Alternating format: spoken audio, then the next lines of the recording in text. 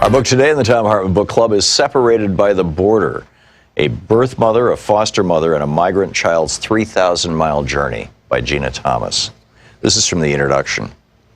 How good is your Spanish? And would you be able to take in a 4-year-old girl? She's from Honduras and speaks minimal English. The social worker had texted me on a Friday afternoon. I sat at my desk, bent over my cell phone, reading and rereading the text.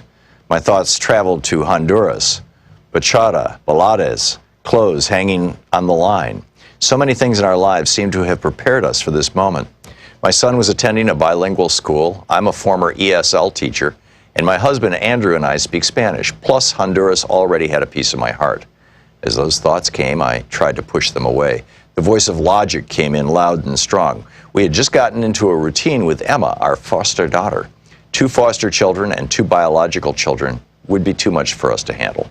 Our first month as foster parents taught us this, and for the sake of everyone involved, we knew it would be very unfair to try that again.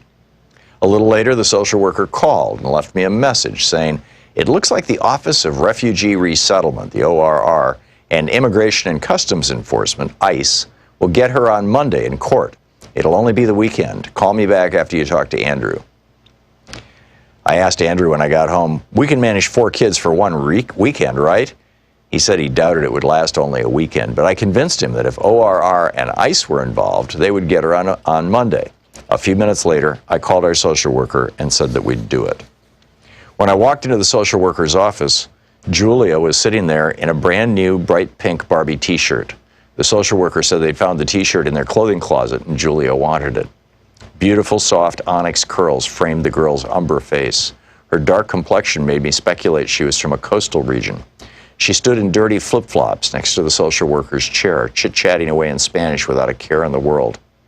"Julia's been talking my ear off," the social worker said. "She's so sweet, but I have no idea what she's saying." Another worker brought in a black tote bag with a few other items from the clothing closet, including a pair of sequined high-top sneakers that Julia had picked out. I began to speak to Julia, pronounced Julia, in Spanish. She seemed happy to hear her mother tongue, but her body language didn't budge. I read that signal loud and clear, so I kept my distance and sat down on the floor. "¿Cómo se llama?" I asked. "Julia." "¿Cuántos años tienes?" "How old are you?" "Cuatro," 4. She looked older than 4 to me. I had been told her parents were deported and she was left behind. She was under federal jurisdiction. I would find out later this was all misinformation. I signed some papers and said, "We'll see you on Monday." I asked Julia if she would come stay with me and my family for the weekend. She smiled. I told her I had 3 other kids. Her eyes expanded with excitement. On the drive home, she jolted my Spanish from its slumber. The social worker wasn't kidding about how much this little one talked. On April 6, 2018, U.S. Attorney General Jeff Sessions announced a new zero-tolerance policy in which the Department of Homeland Security and the Department of Justice would partner for the sake of prosecuting illegal entry into the United States. Sessions said, quote, "If you cross this border unlawfully, then we will prosecute you. It's that simple. If you smuggle aliens across our border, then we will prosecute you. If you are smuggling a child, then we will prosecute you, and that child will be separated from you as required by law. If you don't like that, then don't smuggle children over our border." End quote. 6 weeks later, almost 2,000 children had been separated from their parents at the border since the zero-tolerance policy took effect. When Sessions announced the administration's new policy, I couldn't comprehend the cruelty. I also wondered if it explained why a preschooler was living under my roof. Julia had come to live with me and my family in February of 2018, and it felt surreal to be a part of her story. She had first been separated from her mother, Guadalupe, called by her nickname Lupe through the rest of this book, by smugglers who were paid to bring them across the border.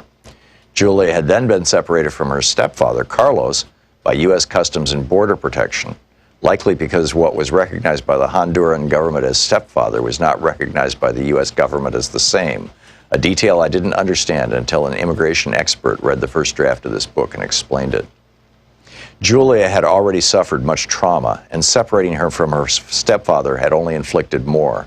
The weight of the trauma that we, as a nation, began inflicting on vulnerable children and their parents was cruel and unusual punishment.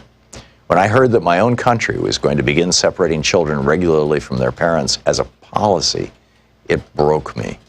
Reality became surreal, and Andrew and I learned to live in it, separating the trauma from our emotions so that we could survive. As the veil of Oz is ever lifting from my white evangelical American eyes, what I now see is simply heartbreaking. Government-secured human rights are mostly for privileged white people. Julia is not white. Julia is undocumented. Julia's first language is Spanish. Julia is a girl. These are all labels that set her back in a society made by and for white, passport-holding, English-speaking males. But God, who is neither white nor male, despite my use of the pronoun he, shines his good news on every human being alike. The book is Separated by the Border by Gena Thomas.